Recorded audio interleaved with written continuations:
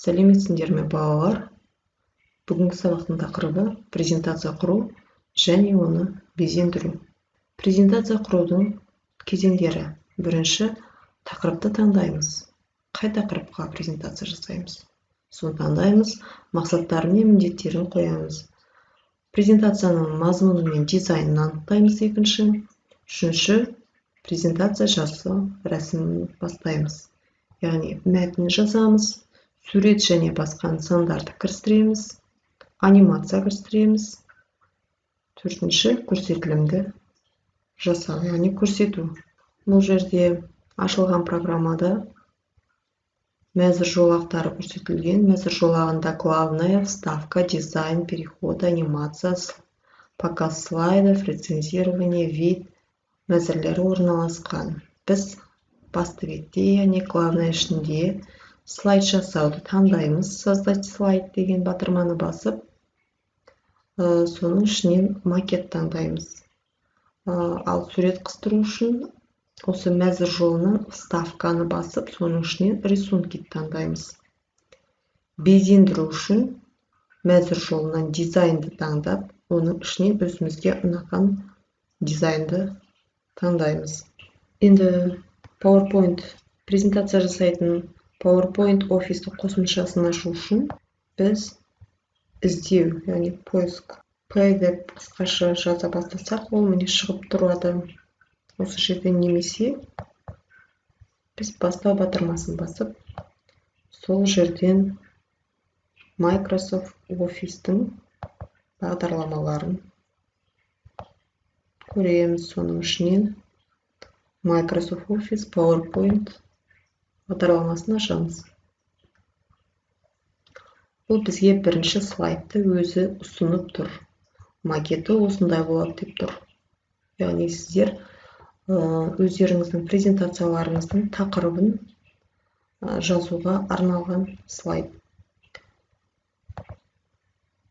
Келесі слайдты қосу үшін тағы да создать слайдты басамыз. Осы жерден макет таңдаймыз.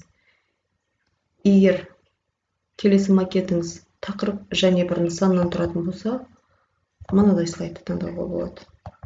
Жоғары жағына тақырыбын жазып, астыңғы жағына нысан қоятын нысан, яғни не мәтін болуы мүмкін, не болмаса ол сурет болуы мүмкін.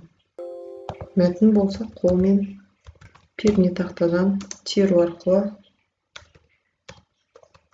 жазамыз, не болмаса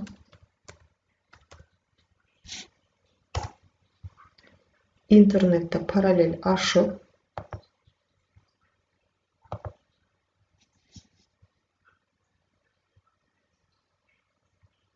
сол жерден дайын мәтіндер ала салуға болады.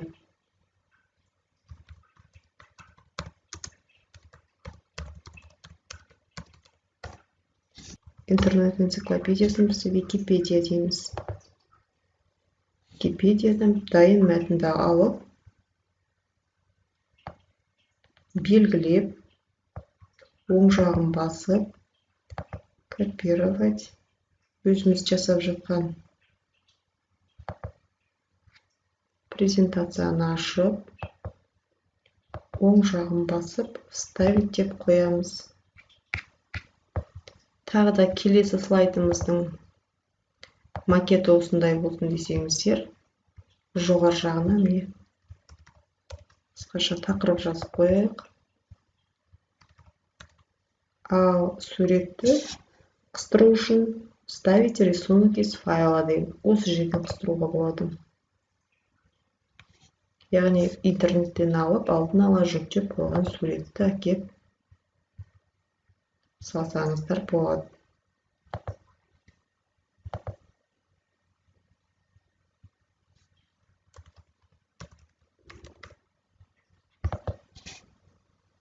Міне мұнда авторы көрсетіліп тұр, яғни қай сайттан алынғаны көрініп тұр. Келесі біздің слайдымыз макеті мұнда екі нысаннан тұратын болсын. Рефлексияны кейінге қояйық. Біріншіге біз жәнегі сияқты мәтін жазсақ,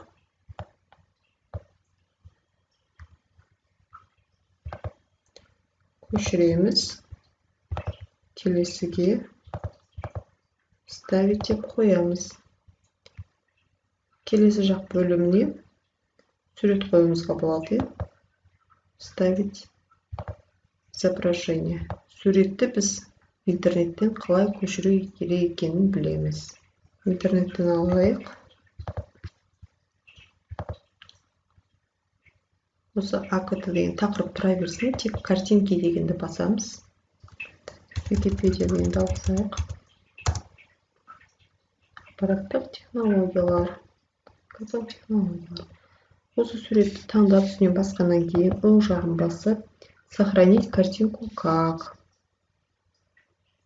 Қай жерге сақтайсыз деп сұрайды. Изображение папкасына деп көрсетесіз. Файлдың атын өзгертуге болады. Не тұра берсе де болады.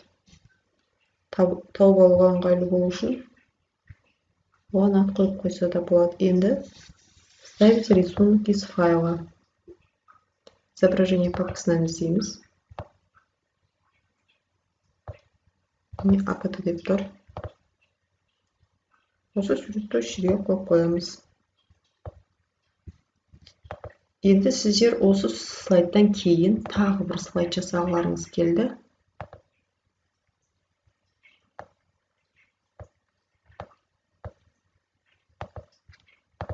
Тағы осындай тақырыбын қоясыздар. Бұл жерде мәтін жазасыздар. Мен кез келген бір мәтінді қоя салайын. Мына жаққа бейнеролик қоюға болады. Мысалға мынандай видеоны қойып қояйық. Автоматты түрде қосылатындай.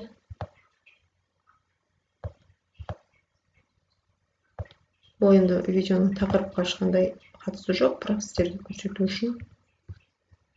Енді көрсетілуді бастайық. Показ сначала. Показ слайдов сначала. Біз тақырыбына ештеңе жазбадық.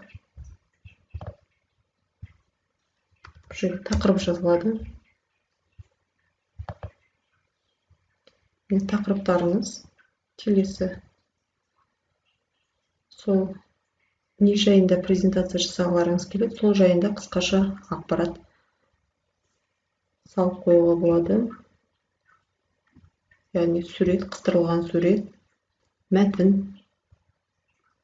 Келесі міне мәтін және видео.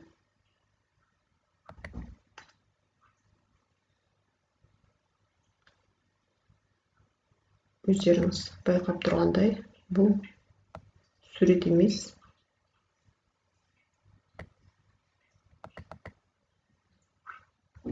Келесі. Бұл бірыңғай сурет. Енді безендіруге келетін болсақ, осы мәзір жолынан дизайн мәзірін ашып, ішіндегі өзімізге ұнайтын бір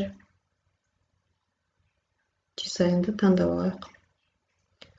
Қара түс, көк түс. Слайдтан слайдқа өту. Бұл егер жаңа версияларында переходы деп тұрады.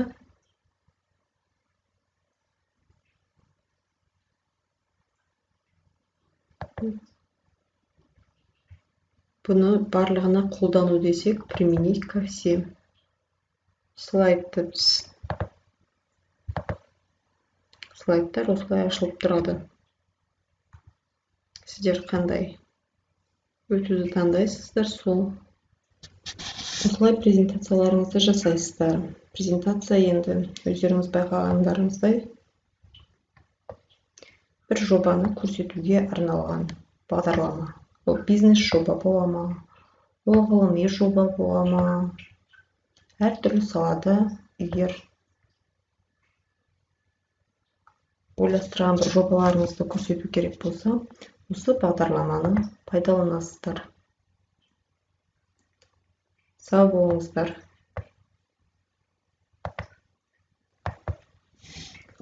осылай біз кішігірім презентацияны қалай жасап безендіру керек, қалай нысанды кірістіру керек екенін тағы бір қайталап өттік.